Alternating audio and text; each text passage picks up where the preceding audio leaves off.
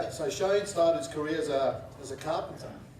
He looks like a carpenter. And later moved into teaching construction at TAFE at SWSi.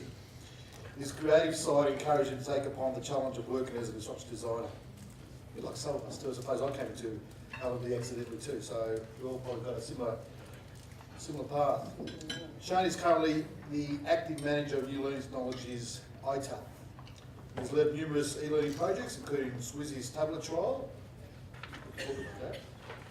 Also the MOOC evaluation. Gee, after what I said about MOOCs, we'll talk about that later. We'll talk about that later, good. His current projects include leading staff in development and implementation of blended learning courses, and such as home builder's license, business studies and project management.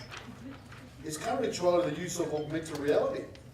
That'd be great to hear more about that, in teaching and learning, and coordinating the development of SWSi's audio-visual production facilities. He has a Bachelor of Vocational Education and Training and a Masters of Arts in e-learning. He also teaches e-learning design and e-learning technologies at the University of Technology, Sydney. Like all of us, he's passionate about embracing innovative technologies. It's great to see. He continues to research and practice his craft.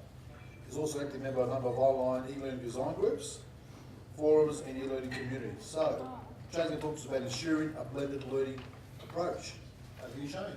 Thank you very much.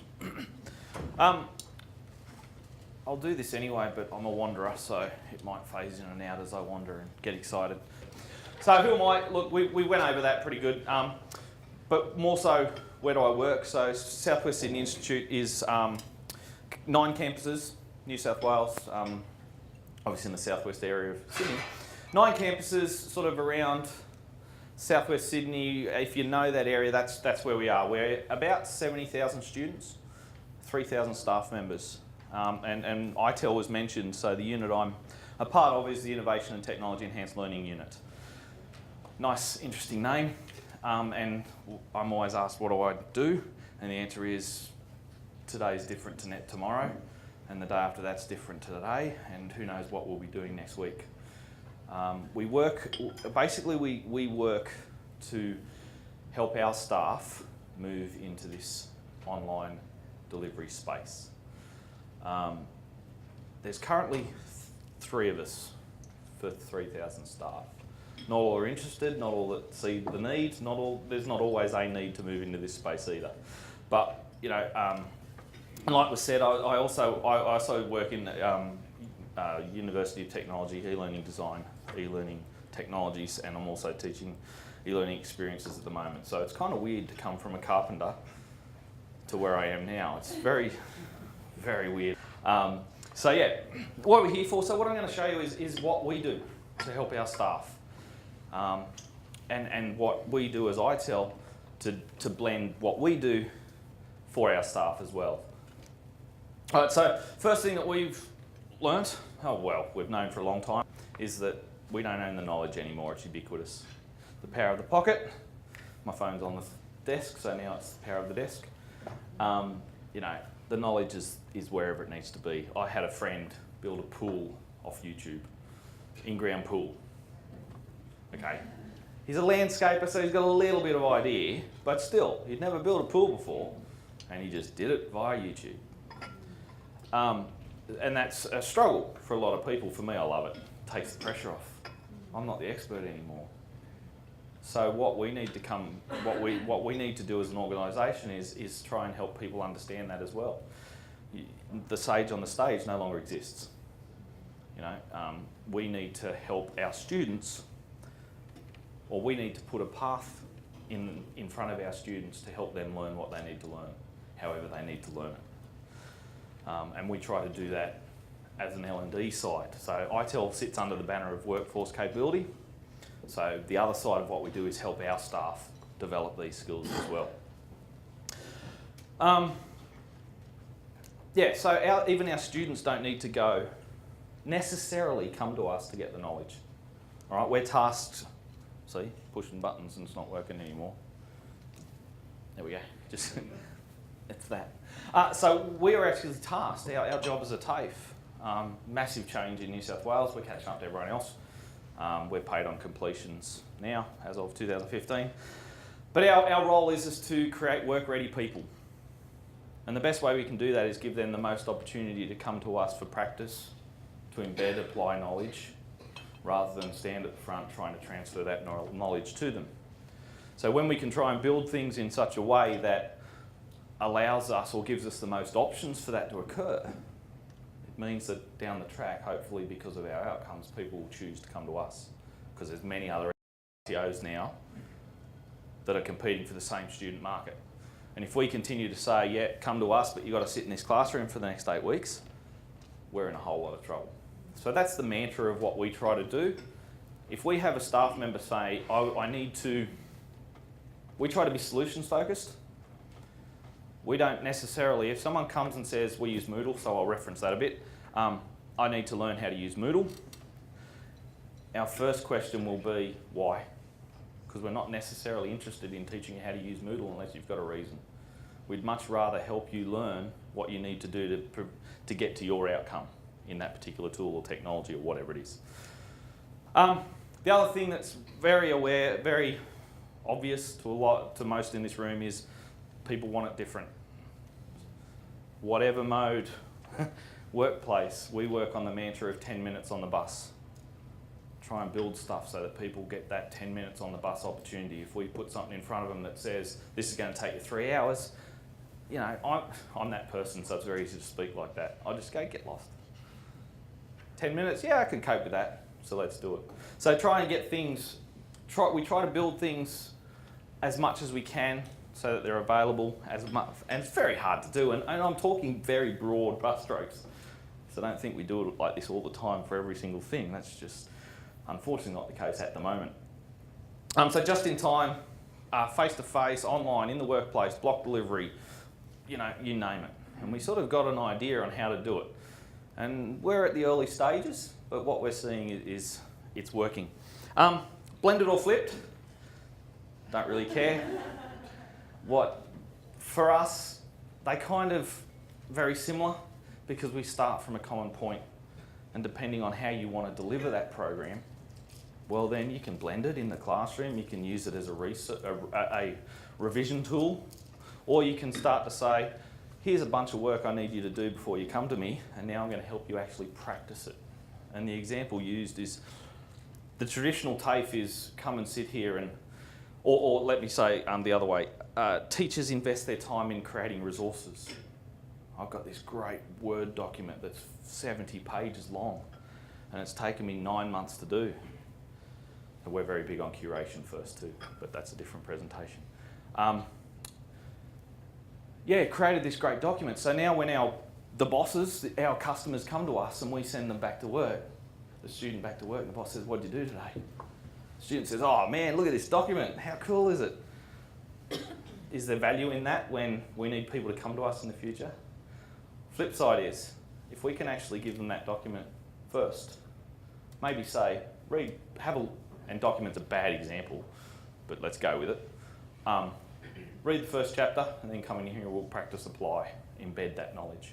Now when the kid comes back to work, the boss says, hey, what did you do today? He can now say, let me show you, rather than look at this document and they tried to tell me something. So anyway, so blended or flipped, it doesn't matter. We try to do it one way so that it can be used many ways, because everyone's time poor. Don't need to say that to anyone, I'm sure. But you know, and moving forward, our teachers have to be the people working with the students to provide those outcomes so that we get income. How we do it? How do we do the blended, flipped mantra? At the moment, very wide and varied. And it always will be, because every cohort of students, and even the way that we deliver training to our staff is very wide and varied as well, depending on the needs of the people. These people come, so we used to come and do Moodle training, and we'd tell them how to click buttons. And they'd go away, and that was the end of it. I'll tell you how we do training in a minute now. So we don't do that anymore, because there's limited value in learning how to click buttons unless you've got a reason to click those buttons. So it's very wide and varied. At the moment, the vast majority is revision. There's a bunch of tools online that can be revised when you're not here. in the commercial space, the areas that we do well in, and that we've developed some good stuff with. There's a bit of the opposite happening, where it's more full online, or it's this blended mode or block stuff where you do all this work and then come to see us, and we'll come and see the teachers involved. And that's the time to practice and embed and ask the questions and do all that sort of stuff. So it's very wide and varied. But the thing that we've got to focus on as an organisation, as Shane Jeffrey says, I don't have my badge, so normally I do this, cover the badge up when it's me talking and not the institute, is we've got to move to this online first model. All right, which I'll come to. The ways that we, as a unit of 3, work with our institute, more on a strategic level to try and help them achieve their goals. Currently, this is what we currently do. With limited success, because there's a lot of work to be done and there's not many people to do it. So we provide support, expertise and advice on the best practice use of technology and e-learning and classroom-based tools and development. We help people in the classroom as well. We provide the tools, advice to support staff in team-based development. I'll come to how we do that in a minute. So we get on the ground with the team of people to produce an outcome, because it can't be us. There's not enough of us to do it. Moving forward, we do this very limited in-house development. So if there's a whole of institute program that needs to be put out, we might jump in and develop something for it, but it obviously takes us away from the rest of the stuff that we're trying to do. Moving forward, this is the world that we're going to move into more and more, I'm sure, but with this becomes a capacity question, which we're well and truly waiting to have the conversation with the Institute, is if you want us to be starting to do this sort of third-party work, we're going to need some more people, which is great, because we need it. And the in-house development that these guys are doing, that's where I want to be, as well as all the rest of the stuff, because there's so much need. And then we work with the staff to find third-party products that might plug into our systems, and there's 2 there, Futura and CDX, which you may or may not need to know, but they're just things that we've found, or the staff has found. Hey, this is a good product, it looks like we might be able to use it, it'll achieve our goals. Will it plug in, will it work, how do we make it work within our systems? So they're kind of 5 areas that we work as a team of 3 across the Institute to try and provide the blended, flipped mantra. If we go to the flipped model of how we deliver our training as such to our staff, we actually model it. So every component of what we do for staff is modelled in a blended or flipped model process, whatever you want to call it. We've got different ways of doing it. So when we ask for, get my words mixed up, when we ask for, or when we put out the alert to say, hey, there's some training, for that we might say, come and learn how to use Moodle, or the specific parts of Moodle. And people will apply, and first of all, they'll get a receipt saying, yep, good, excellent, but we need you to do this stuff before you come. And this is across the board, whether it's learning how to use Captivate, Adobe products, every single thing that we deliver in a face-to-face environment has this pre-work if you want, the flipped part. Come to us with knowledge and let us help you put it to use, rather than us standing here trying to give you the knowledge so that when you leave, you're still floundering because you don't have it. So, and you'll see that there that it's got, they've got to do a checklist, they've got to pre-read an article and so on and such. But down the bottom, failure to complete the prerequisites means that you won't or may not be able to do it. And we're very strict on that. If we're not doing it again, people. If you've turned up here without the equipment, without doing this work, sorry, we're moving on. The time is to practice this stuff. And we've yet to have one person complain because they knew up front that they had to do it. And they get a week's notice, not once, and it's always, oh yeah, I didn't get time, so that's all right, I'll just try my best to keep up. So, it was very much, oh, I wonder if this will work, and we've yet to have a complaint where someone's rocked up without doing the stuff who is left behind. I mean, you know, we do our best to try and keep them up, but we're very well aware that there's 12, 15 other people who have done the right stuff and are ready to go. And this is the modelling of what should happen in the classroom as well for us. And let them come to you with some knowledge, no matter what it is. They're not going to be experts when they arrive, but at least they've got something they can work from. And now we can start. If I look at, okay, what do we do when we go to YouTube? How far, who here goes right through the YouTube clip? Well, if you're trying to learn something, who goes right through the whole YouTube clip before you start work on whatever it is you're trying to read? 1, 2. For me, 10 seconds. Yeah, that's good enough. Let me play. And that seems to be the vast majority. I don't want to sit here for 4 hours, listen to you yap on, when I want to just get on with it. You know? So that's the model that we use, and we've never had any problems with it. This here, which may be a little bit hard to see, and I apologise for that. So I'll try and explain it a little bit. I was going to go online. Should I risk it and show you the real world? Show you the real course? This is actually that Moodle course that, and if you want, you know, this will be available for you. This is that Moodle course that was referenced in their pre-work from the previous slide. It's built, expected outcomes. I've got a pointer. Where's that button there? Expected outcomes. By the end of this topic, you should be able to, X, Y, Z. Gives some instructions on what to do, and there's a little assessment. It's more of that's a checklist. Complete the Moodle course development checklist, and that allows them to have a look at their skills to see where they're at before they can move forward in this space. Or to see their gaps, or, hey, awesome, we're ready to go. Scroll down a little bit. We try to keep the 1.5 scroll. Just a bunch of videos, how to develop courses. Again, it's not about them being an expert. It's one that there's a number of things going on here actually. Is that they can do it by themselves, or they can get the knowledge to give them the ability to go on and play by themselves. It's also that we've structured some sort, well, we've tried to provide structure rather than just saying go to YouTube and Google it. We've provided some structure to help them achieve the goals that we told them before. So manage Moodle, blah, blah, blah.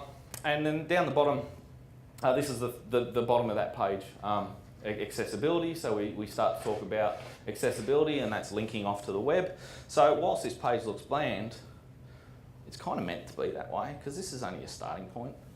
This is just your menu. What do you want to learn? Okay, bang, go somewhere, bang, something happen.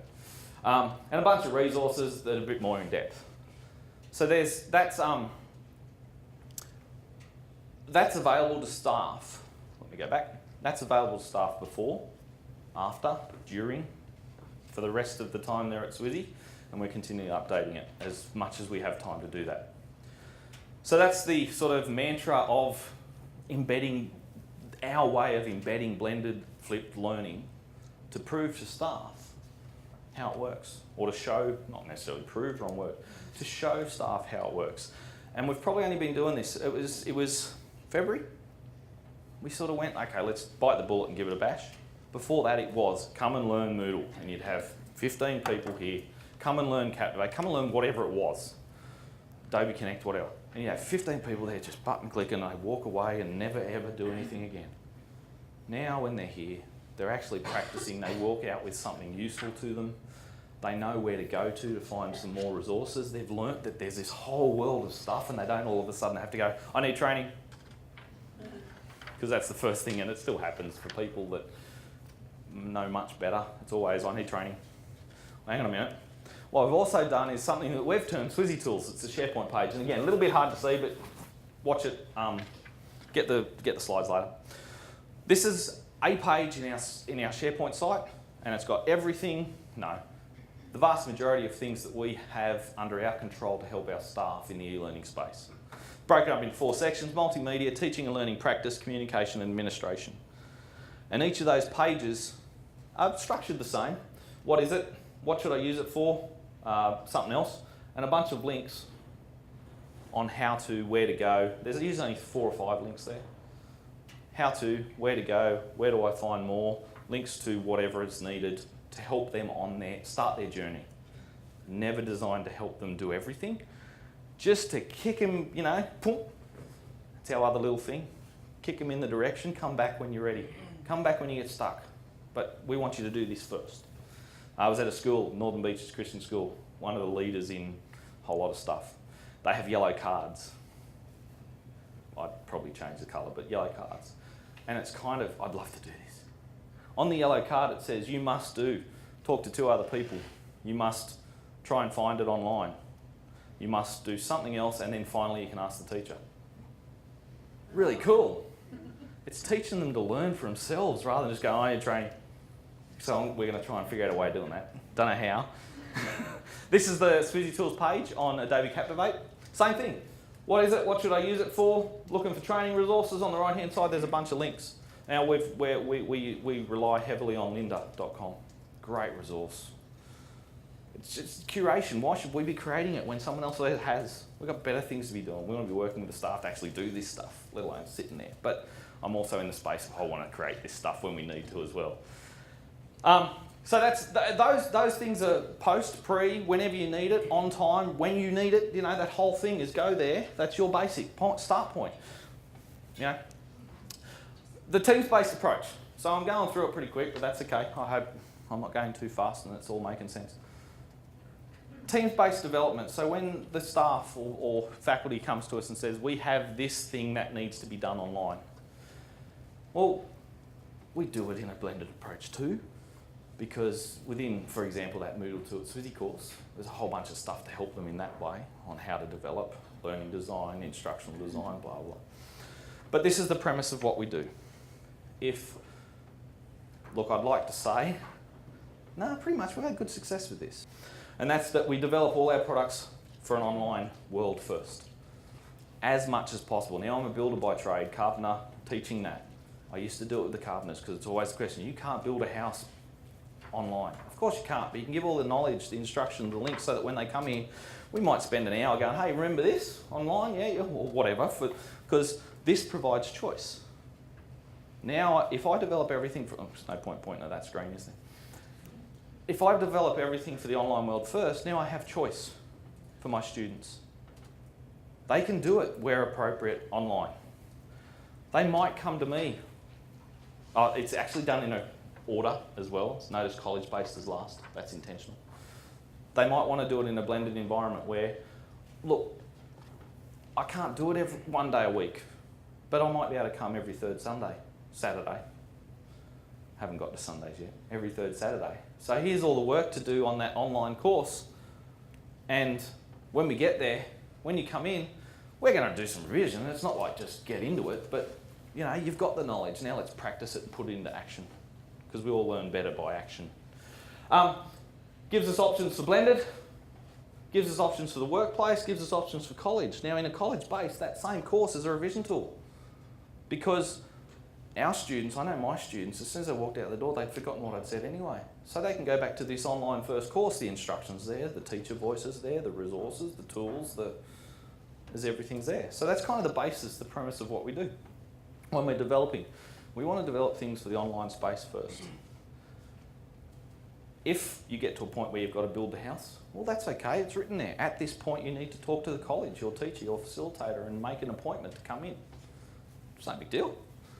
But it gives us options. Like I said, there's 3 of us. What's happened, one of the guys, Stephen, he's doing the master's course that I'm actually lecturing in at the moment, so that's kind of a weird dynamic as well. He's come up with this, and it's just a basic, it's the ADDIE model. But what we've devised is different roles. So when we're developing team-based stuff for an online blended type approach product, instead of one person coming to us and saying, I need to do it, okay, and we say you need to do all of this, and they go, hey, hang on. So now what we try to do is find 5 or 6 people, and each person actually picks up a role. They have a part to play in this process, and there's some certain outputs that person is responsible for. Now as a team, we can have a win where 5 or 6 people, they still work together collaboratively, but they have responsibility for certain points. Now as a team, we get an output. It's not onerous, overly onerous for one person to do. It's not that thing of, oh, I've got to do all this, give me 3 years. Now, a little bit each. So we've got the assessor role, figures out what the assessments are, looks at all this stuff. The designer, the learning design, they design the flow of the course, the look, the feel. You've got the developer, the person, the button pushing person in Moodle. We've got a facilitator, so we train facilitators up to facilitate, not necessarily build. So that, before when I was saying we used to do Moodle training, now we do developer role training. Now we do designer role training. We do facilitator training. We do evaluator training. So people are skilled up. The idea is not that they're that forever. It's for the purpose of this project, that's your role. Get skilled up. The next project you're in, and we're not calling it projects anymore. We haven't figured out another name though, because project means it's something special. This is standard normal business for us, or it needs to be. So I don't want to say other than projects at this point. We're still trying to figure it out. So for the purpose of this project, you have a role, but the next one you might jump into another role. And what it also does is it brings people who aren't necessarily in the space of e-learning. Those people say, we still have people say, this is all rubbish, it's taking your jobs, blah, blah, blah. Sorry. Now it brings people who might be really good at developing assessments. They don't need to worry about the online stuff, but they're really good at developing assessments. Now they're in the team to build this whole thing and they get the exposure, they see how it works. They might never ever touch Moodle, but for the purpose of this, they're in there, they're seeing it, they're working in it. So we're getting some good results in this. Across the board, absolutely not, but where we can, those high level strategic courses where someone says, we need this by then, it's like you were saying about measurable outputs and stuff, that's the bit we need to get into is you need this by then, well then you need to do this, rather than just saying, okay, so you need this by then, okay, we need 5 people, it's going to take this long, this is what we're going to do, and where we've had that ability to do that, it's worked really well, outcomes really good. So that's kind of the framework of helping our staff blend for their students, because our focus is those students, it's not about us. The other thing that we provide our staff is they get a template in Moodle, and again, a little bit, that one's not too bad, it's just the white on white. Once we get to the develop stage, there's something for them to start. There's a framework. There's a, what's Stephen call it? Boundary object for them to work in. So it's not about you want to do something online, okay, off you go. It's you want to do something online, let us work with you and let us give you the tools that allows you to do it as good as possible at that point in time. Because we're very well aware that the first one's always pretty good, pretty rubbish, but that's okay. Because it's the first one, and then it gets reviewed, and what we think works when you throw it in front of the students, obviously a lot of the time it doesn't. So you tweak, you twist, you take the good bits, you take the bad bits, but at least they're starting with something. So this is a basic generic. There's nothing in there. You can see it's made up of basically the top bit's just the top. It's got a course forum. It's got a feedback place. Teacher notes section. Only the teachers. We're trying to figure out a way of changing the word teacher because the context of that doesn't really work in today's. We're having a conversation. We have head teachers. How would it change if you change that term to something like, it's a bit cheesy, but we can't think of anything else, learning leaders? That changes their whole job. It's really cool. I know this is an educational context, but anyway. Anyway, teachers. Only teachers in this course see this topic. I'll show you the topic in a second. When students turn up, the first thing they see is start here. Next bit is what do I have to do? All up front. And then they get a virtual classroom. That's hidden at the moment because some courses use it, some courses don't. I'll show you the bits. And then they get a teacher topic. So it's just a matter of, hey, here's a framework that you can work in. Turn off what you want, add what you want, change it, do whatever you want, but at least you've got something to start with. So I'll show you the teacher notes. This is all about the team and the teachers in the course. All right, there's a bunch of stuff in there, instructions on what to do with this topic, team communications, so this team of people don't use it. We advise that these people don't use email. They use the forum in this topic, so it's always contained, it's never lost, it's always there, it's easy to find later on. Cut down on the email traffic. At the end of the day, you get one email with all your forum posts, or all the things that are relevant to you. There's a bunch of stuff, I won't spend too much time. In this section too, there's checklists, more of those checklists, so that I want to be in I think, and these are all informal. They're just checklists for them to see where they're at, what they're up to. Someone tell me how I'm going for time. Assessor roles, designer roles, just assess yourself, see where you're up to, see what gaps are, see if you're good, see if I want to get into being a designer. Let me do this little checklist and see how good I am. What do I need to learn? First topic start here, basic stuff. Little course introduction, blah, blah, blah. I won't get onto it. That's the first point for the student. What do I have to do? This is where all the legal stuff, accept your student, your assessment guides, blah, blah, blah, all the ASQA stuff for those that are in education. Virtual classroom, all of it's there for people to start using our virtual classroom, which is Adobe Connect, if they choose. If that course or cohort of people need it. Because still, we're going to have people who want to come to us all the time and sit in our classrooms. What we need to start to do, and this provides the option, is open up our options for our students in other modes rather than. So this is there. All they need to do is, where is it? Somewhere here. Can't find it now. There's a point where they put in the link to their Adobe Connect room, and that's it for that topic. The rest is done. Finally, we use this still. This is the instructional design part of any delivery of any course. It's nothing on there says online. We more often than not use it for developing a Moodle course, but there's nothing in this document. Again, a bit hard to see. You'll see it properly when you get the slides. What this does is help them develop their course, whether it's for the classroom, for whatever, A lot of people still do it off the flow. I hate doing these things. It bugs me, but I know the value in it, is that I do it all here on paper, and then when I get to the input, done, finished. Or I give it to the developer to input. So, I hate them, but there's so much value in it. Very quickly, so this is the first phase. This is just what we came up with. Doesn't mean it's right or wrong. And it does change depending on who's using it. Phase 1, develop the topic framework. Links to unit guides, all this other stuff. Summary, what's the purpose of this? Now we break it down. So the example we use is Certificate 3 in shoelace tying, or sometimes it's a Cert 4. We haven't hit a diploma level yet.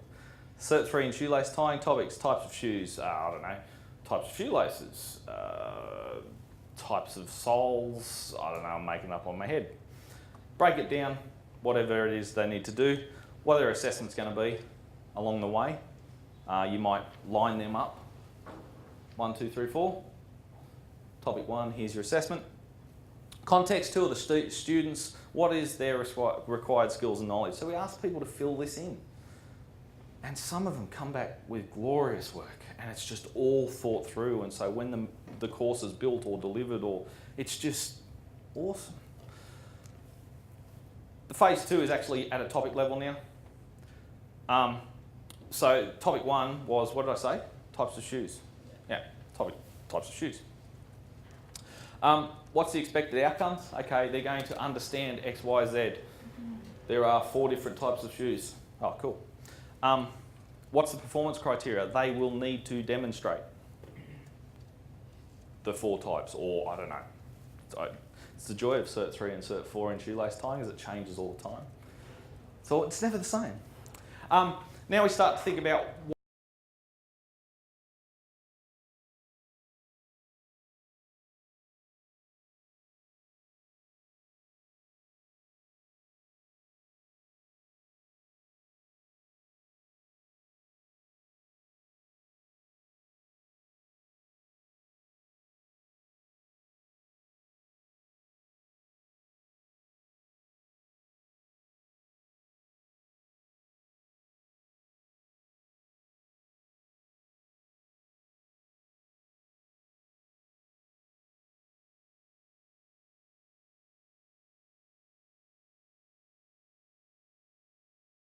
off a video or trying to find something to do. That's just me. And down here we start to talk about Bloom's level, and all these links go somewhere. What level are we trying to get our students to do? So are we creating, are we applying, do we just want them to remember something? On the right here we start to think about why the students won't do what we're asked. So we're trying to preempt problems. And people come up with some really good ideas, and the joy of doing it now is that instead of in 6 weeks' time, once it's in Moodle, it's hard work to change in Moodle. Or it's not hard work, it's just longer. It takes longer to change, whereas if you can all of a sudden start to think about it now, I mean, it's pretty simple when you know about it, and I'm sure you guys are all over it. It makes so much more sense. Activities, what are the activities that they're going to do? And then finally is the resources. I have another presentation called Resources Last, and it's all about what we say to our staff when we start a thing with them is forget everything you've ever used as a teaching resource forever, because it's used to outdate, too long, too bloated, too whatever. Now that you know what you need, now that you know all of it, now let's go find the resources you need to help your students achieve the goals. One thing in the topic, Moodle topic, that I think I must have skipped over accidentally, the default topic, the assessment is first. The first thing in the student's face is the assessment. Here is your assessment. It's not, so we have an assessment first strategy. Here is what we want you to do. This is the goalpost you have to achieve. Now, if you want to, here's all the resources that you need to do. Or here's the resources we've curated for you that will help you get that outcome. Do they need to use them? Absolutely not. It's a massive change for a lot of our staff to try and get there. What do you mean they don't have to listen to me and use my 60-page document that I spent 6 weeks doing? You know, so resources last. Oh, that's another page. We try to help them where we can with a whole lot of different options. So this is the assessment and learning strategies. There's a whole bunch of different ideas for assessment and learning. Moodle activities, all different types. Other technologies that can be used, job aids, a whole lot of stuff. So I hope, because I think that's it. Yep, I hope you come away with some ideas, because what we're doing is just figuring it out as we go. Is just getting to try it, see what's going on. There's an idea, let's go for it. Let's see what happens. Okay, if it's way out there, maybe you've got to prove your point to some hierarchy. So maybe you need to find some research, but get in there and try it. And that's just what we do, many different ways. How we do it ourselves, how we train our staff in that environment, how we help our staff build for their students in that environment. This online, blended, flipped, whatever you want to call it, environment. So yeah, I think that's it. So I hope that was good.